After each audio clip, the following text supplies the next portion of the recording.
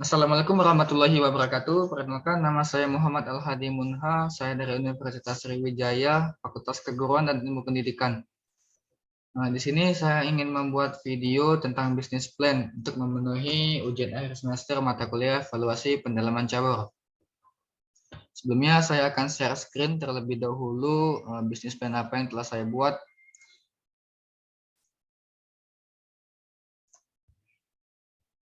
Nah, di sini saya ingin membuat sebuah rumah makan dengan bertemakan serba 10.000. Nah, usaha kami ini bergerak di bidang kewirausahaan yang menjual berbagai jenis makanan siap saji. Seluruh makanan yang kami jual ini mempunyai harga yang sama, yaitu 10.000. Untuk pemasaran usaha ini, kami membuka rumah makan di daerah strategis seperti tempat yang banyak mahasiswa mengekos. Karena menurut kami, mahasiswa yang mengekos itu akan nyaman untuk memasak dan akan membeli makanan di rumah makan kami. Kami juga menjual makanan melalui aplikasi online. Mahasiswa yang mengekos pasti mereka akan merasakan namanya kelelahan saat mereka sedang kuliah. Nah, jadi mereka akan mempersingkat waktunya dengan untuk mempersingkat waktunya untuk memasak makanan. Jadi mereka akan untuk lebih memilih membeli makanan di luar dibandingkan dengan membuat masakan sendiri. Jadi menurut kami itu akan membuat peluang usaha yang besar untuk keuntungannya. Ya, nama dan alamat usaha. Nama usaha yang saya buat itu rumah makan serba 10.000. Alamatnya itu di Jalan Sriwijaya Negara, Lorong Tebesu. Nama pemiliknya saya sendiri, Muhammad Al-Hadi Munha. Alamat pemiliknya Jalan Sriwijaya Negara, Lorong Tebesu. Mengapa saya memilih nama usaha ini dengan nama rumah makan serba 10.000, 10K? Karena sesuai dengan namanya. Semua jenis makanan yang saya jual itu harganya 10.000. Dan juga pasti orang akan lebih tertarik untuk membeli makanan di rumah makan saya, karena semua orang pasti akan mengira seluruh makanan yang kami jual itu 10.000. Dengan saya memberikan nama rumah makan saya serba 10.000 itu akan lebih menarik minat seseorang untuk mendatang atau memilih rumah makan saya untuk singgah, karena kebanyakan orang itu akan merasa ragu-ragu untuk datang ke suatu tempat makan yang belum pernah mereka jumpai sebelumnya. Karena mereka belum tahu harga tempat makan tersebut apakah mahal ataupun murah. Dengan saya membuat nama rumah makan saya serba 10.000, pasti semua orang akan mengira bahwa semua jenis menu yang saya jual itu harganya itu 10.000. Visi dan misi saya dalam membuat rumah makan ini, visi saya memberikan dan menerapkan pelayanan yang baik serta nyaman untuk para pelanggan. Kemudian misi saya itu kami ingin dipandang oleh para customer sebagai penjual makanan yang memberikan masakan yang akan membuat orang selalu mencari masakan kami. Motonya ya seperti yang kita ketahui ya. Walaupun ini moto ini sudah banyak kita lihat di mana-mana. Walaupun harga kaki 5 tetapi rasanya bintang 5. Tujuan kami membuat rumah makan ini pastinya ya mendapatkan keuntungan. Tidak mungkin orang membuat bisnis tidak ingin mendapatkan keuntungan. Dengan saya membuka usaha ini, saya ingin berharap mendapatkan keuntungan yang besar dalam penjualan kami. Kemudian itu yang kedua, mempersingkat waktu customer untuk memasak. Seperti kita ketahui, para mahasiswa itu akan disibukkan dengan tugas-tugas dan mereka akan pergi ke kampusnya, dan mereka akan ketika pulang mereka akan merasa kelelahan. Jadi mereka akan lesu untuk memasak, ataupun dengan demikian mereka bisa membeli masakan di tempat kami. Kemudian itu memberikan ruang bagi customer agar dapat saling mengenal dengan customer lainnya. Kami menyediakan tempat makan di rumah makan kami, sehingga semua orang yang makan di rumah makan kami itu bisa saling berinteraksi satu sama lainnya, sehingga mereka akan saling mengenal. Kemudian memberikan pemahaman kepada customer bahwa makanan yang murah itu belum tentu tidak enak. Nah, pasti semua orang akan mengira bahwa makanan yang enak itu harganya pasti mahal. Nah, tidak demikian. Dengan saya membukanya rumah makan ini, saya akan membuktikan bahwa walaupun makanan yang kami jual itu murah, tetapi rasanya tidak murahan. Pasti saya akan buktikan tidak semua makanan yang murah itu rasanya tidak enak ataupun akan kalah dengan makanan yang lebih mahal dibandingkan yang jual saya. Kemudian itu menjalin hubungan yang baik dengan para customer. Sasaran penjualan kami itu yang pertama itu ada anak kos, ibu rumah tangga, dan ada pemasyarakat umum. Anak kos di sini dapat berupa mahasiswa ataupun pelajar. Seperti yang telah saya jelaskan sebelumnya tadi kan, kebanyakan anak kos itu mahasiswa ataupun pelajar, dia akan disibukkan dengan kesibukannya masing-masing, sehingga dia akan lesu ataupun lelah ketika pulang dari aktivitasnya dalam sehari-hari. Jadi mereka akan merasa lesu untuk memasak. Dia akan lebih memilih untuk membeli makanan daripada dia akan memasak sendiri. Kemudian ibu rumah tangga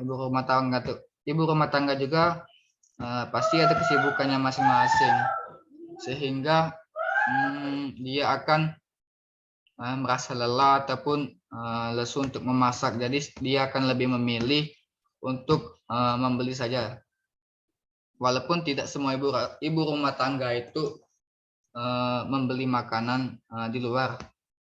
Kemudian masyarakat umum. Masyarakat yang tadinya hanya sekedar lewat kemudian melihat rumah makan ini, lalu mereka akan tertarik untuk mampir.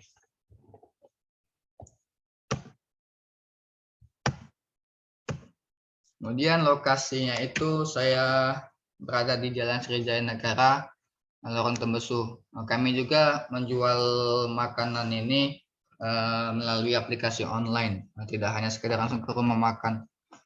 Para customer juga bisa memesan makanan melalui aplikasi online yang kami sediakan. Kami telah mendaftarkan rumah makan kami di beberapa aplikasi online yang ada di Play Store ataupun di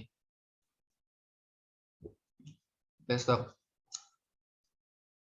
Di situ ada semua jenis makanan yang ada di tempat rumah makan, dan di aplikasi itu semua menunya sama. Rencana produk pemasarannya itu sumber bahan makanan. Untuk sumber bahan makanan kami mengambil dari supplier yang dari tangan pertama yang pastinya yang sudah terjamin kesegaran bahan makanannya dan juga harga yang murah. Dengan bahan makanan yang fresh, konsumen tentunya lebih suka untuk membelinya dan rasanya juga enak. Sehingga dengan begitu tidak merugikan berbagai pihak, baik dari pihak usaha maupun konsumen yang membelinya. Kemudian penetapan harga dan menu makanan. Harga yang kami berikan kepada konsumen adalah harga yang diberikan akan terjangkau oleh masyarakat ataupun anak kos, pelajar. Karena semua makanan yang kami jual itu harganya 10.000, sudah pasti itu sudah sangat terjangkau untuk para pelajar ataupun mahasiswa. Adapun jenis menu makanan yang kami jual itu akan saya tampilkan pada tabel berikut. Nah, ini beberapa jenis makanan dan beserta harganya.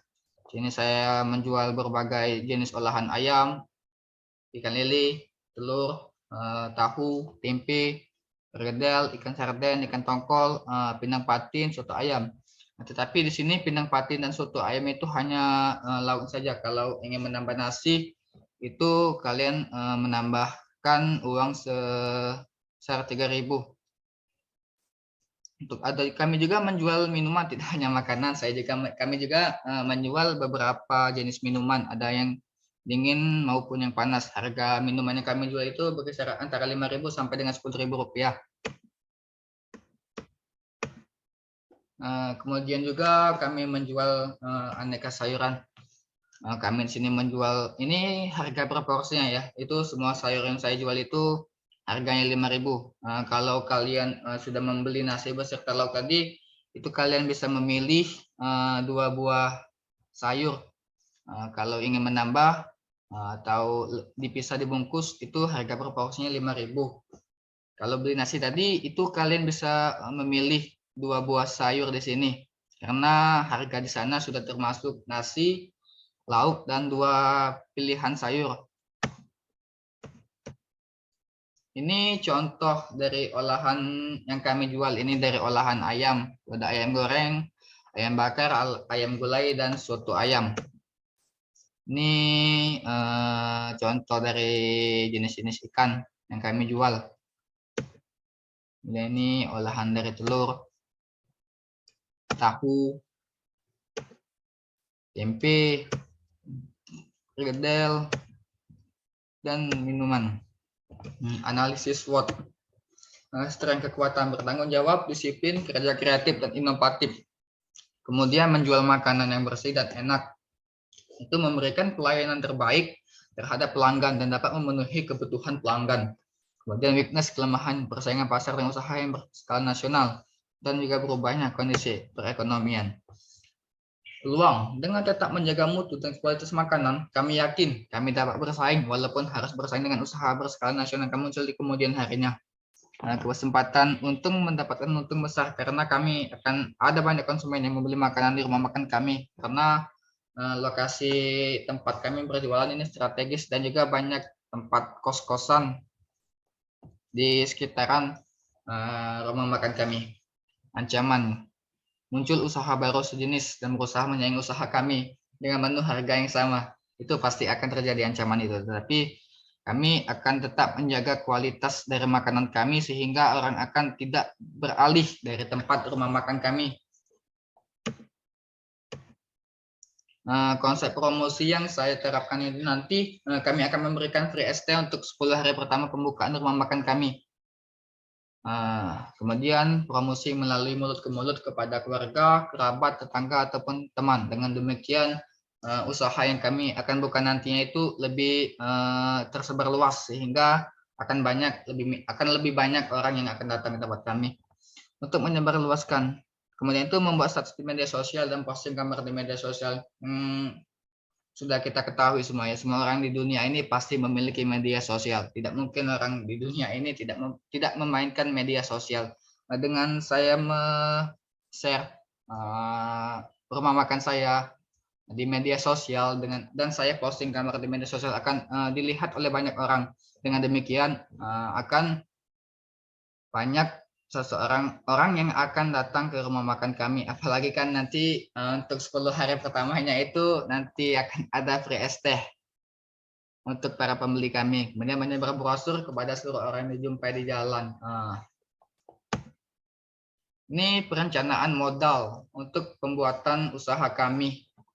Ini modal awal secara umumnya. Tuh kami membuat etalase.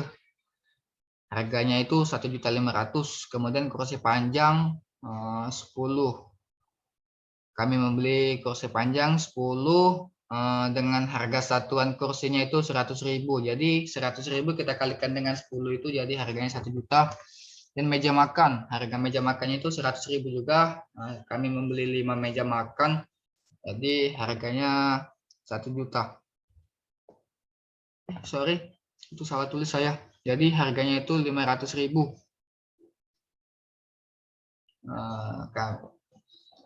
Kemudian piring.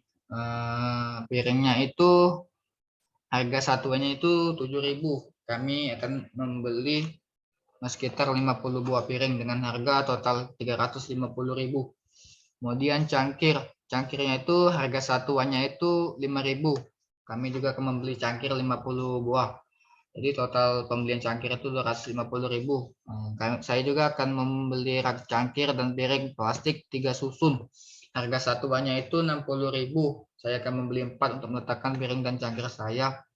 Jadi totalnya itu 240.000. Kemudian centong sayur. Harga centong sayurnya itu 3.000. Saya akan membeli 10 centong. Jadi total harganya itu 30.000. Kemudian kompor gas.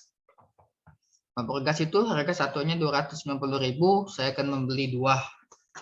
Tabung gas, kompor gas 558.000.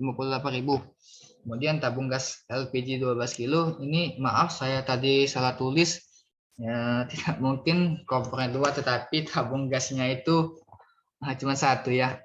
Jadi saya kurang lebih tadi tabung gasnya itu saya membeli sekitar 3. Jadi totalnya itu 750.000 untuk 3.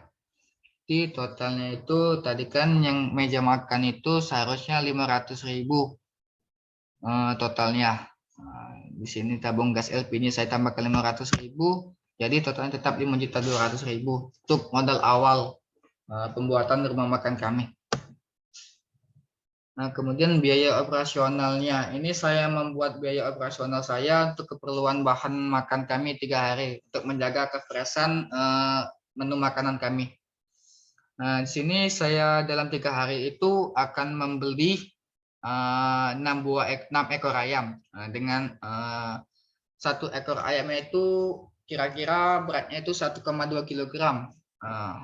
Jadi saya beli 6 ekor itu saya mendapatkan 6 ekor itu jadi 7,2 kilogram. Nanti setiap ekor ayam itu saya potong menjadi 10 bagian sehingga akan mendapatkan 60 potong ekor ayam. Harga ayam yang saya dapatkan pada supplier itu per kilo ayam itu 32.000. Jadi dikalikan 32.000 kita kalikan dengan 6 ekor ayam, jadi harganya itu 196.000 untuk modal pembelian ayam saja. Kemudian itu lele. Di sini saya memilih lele yang per kilonya itu bisa dapat 9 ekor lele. Saya membeli untuk 3 hari itu saya membeli 6 kilogram lele. Jadi 6 kilo kita kalikan dengan per ekor tadi 9 ekor. Jadi total itu 54 ekor dengan harga per kilonya itu 22.000. Jadi totalnya 22.000 kita kalikan dengan 6 jadi harganya 132.000. Kemudian telur. Di sini saya memilih telur dengan per kilonya itu isinya 16 butir. Saya membeli 4 kilogram telur, kita kalikan dengan per kilo tadi 16 butir, kita kalikan 4, jadi harganya itu, jadi kita dapatkan 64 butir telur dengan harga 17.000 per kilonya. Jadi total untuk pembelian telur itu 68.000. Untuk tahu saya akan membeli tahu itu 50 buah dengan harga per buah itu Rp700. Jadi kita kalikan 700 kita kalikan dengan 50 jadi 35.000. Kemudian tempe per bungkus. Saya memilih tempe dengan yang bungkus plastik itu bukan yang dari daun pisang. Dengan yang per bungkus itu akan saya potong menjadi 10 bagian. Tiap bungkusnya itu saya akan membeli 5 bungkus tempe. Kita dengan 1 bungkus tadi kita bisa dapat 10 potong, jadi tempe ini bisa dapat 50 potong tempe dengan harga per bungkusnya itu 4.000. Jadi kita kalikan dengan 5 bungkus, jadi harganya itu untuk pembelian tempe 20.000. Kemudian kentang ini saya beli untuk pembuatan perkedel. Per kilonya kentang itu kira-kira bisa mendapatkan 10 buah perkedel. Saya membeli 5 kilo kentang. Jadi dengan 5 kilogram kentang itu bisa mendapatkan sebanyak 50 buah perkedel. Dengan harga per kilonya kentang itu harganya 10.000. Kita kalikan dengan pembelian tadi jumlahnya 5 kilo jadi 50.000. Kemudian ikan sarden. Ini saya pilih ikan sardennya yang kecil. Kira-kira isi ikan sarden per kilonya itu bisa mendapatkan 16 potong ikan. Saya membeli 4 kilo, jadi bisa mendapatkan 64 potong ikan sarden. Dengan harga ikan sardennya itu 20.000 per kilo. Kita kalikan dengan 4, jadi total untuk pembelian ikan sarden ini 80.000. Selanjutnya itu gas LPG tadi kita beli 3 buah gas, jadi untuk isinya ini harga untuk isi ulangnya. Kalau yang tadi itu untuk harga tabung gasnya dengan harga 148.000 per satuan per isi ulang 1 tabung gas. Dan ikan patin. Ikan patin per kilonya itu saya pilih yang dapat 8 potong. Jadi ikan patin, salah. Maksudnya itu ikan patin per kilonya itu bisa saya potong menjadi 8 potongan. Saya beli 6 kilo, jadi bisa kita potong menjadi 48 potong bagian. Dengan harga 17.000 per kilo. Ini ikan patin ini gunanya untuk membuat pindang. Jadi 17.000 per kilonya, ini 130.000 itu harga sekalian dengan bumbu untuk pembuatan pindangnya. Itu bukan 130, itu bukan hanya untuk pembelian ikan tetapi juga untuk pembelian bumbu dalam pembuatan pindang. Kemudian itu ayam untuk soto 3 ekor dengan per kilonya, dengan per ekornya itu 1,2 kg. Di sini ayam itu nanti akan saya suwir. Nah, dengan 3 ekor ayam itu kira-kira bisa mendapatkan 50 porsi soto. Harga per kilonya itu 32.000. Nah, itu 150.000 itu bukan hanya untuk pembelian ayam saja, tetapi juga itu untuk pembuatan bumbunya juga dalam pembuatan soto. Beras di sini, berasnya itu per kilonya itu bisa mendapatkan sebanyak 8 porsi nasi, 8 porsi makanan. Ini untuk 3 hari penjualan kami ini saya membeli 67 kg beras, sehingga bisa mendapatkan sekitar 538 porsi makanan. Dengan harga per kilonya itu 9.000. Jadi 67 kg beras itu harganya itu 603.000. Kemudian kertas nasi 6 bungkus, dengan per bungkusnya itu 100 lembar. Harga bungkus nasi itu 12.000 per bungkus, kita kalikan dengan 6 bungkus jadi 72.000. Minyak goreng, ini minyak goreng saya beli yang bungkusan, yang satu bungkusnya itu isinya 1,8 liter untuk keperluan 3 hari. Jadi saya akan membeli 3 bungkus untuk keperluan 3 hari. Dengan harganya per bungkusnya itu 20.000, jadi kita kalikan 6 jadi 60.000. Jadi total modal operasional untuk keperluan 3 hari penjualan kami itu Rp1.906.000. Ini kami dalam berminggu itu berjualan hanya dari hari Senin sampai dengan hari Sabtu. Jadi dalam 1 minggu itu kami hanya berjualan selama 6 hari. Jadi total pengeluaran kami dalam 1 minggu untuk pembelian biaya operasional ini sebesar Rp3.812.000. Di sini keuntungan dan kerugiannya. Nah, jika saya bisa menjual sebanyak 538 porsi dalam 3 hari, jadi sekitar dalam 3 hari 538 porsi. Kalau 6 hari itu bisa menjual 1.072 porsi. Dengan harga per bungkusnya itu 10.000, jadi pendapatan yang kami akan peroleh dalam per minggu itu sebesar 10.760.000. Kemudian pengeluaran biaya operasionalnya itu selama 6 hari tadi hanya 3.812.000. Sini sangat banyak ya untungnya dalam penjualan nasi ini. Total keuntungan bersihnya itu 6.948.000. Tapi ingat ya, ini penjualan kalau dalam 1 minggu itu bisa menjual sebanyak 1.076 porsi nasi. Tapi kan kita tahu kalau kita dalam berjualan itu tidak mungkin kita mendapatkan keuntungan yang sama ataupun bisa menjual makanan kita setiap hari itu sama, pasti akan naik dan turun.